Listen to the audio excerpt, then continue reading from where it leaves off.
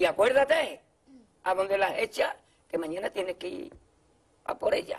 Y cuando salgo, era el lado de la noche, había bajado la marea. La dejé amarrar, tal como me lo dijo, las tiré, le puse un palo. Dice, llego a la cocina, eran las 2:30 de la noche. Visita, ¿qué la has hecho? Allí ya está, jefe. Ya, en las chanclas. Todo despeinado porque no me dio tiempo nada ponerme las chanclas y el bañador. Voy a la playa, había subido la marea. Eso.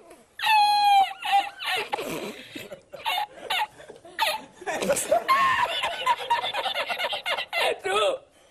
Había subido la marea y encontré una paella.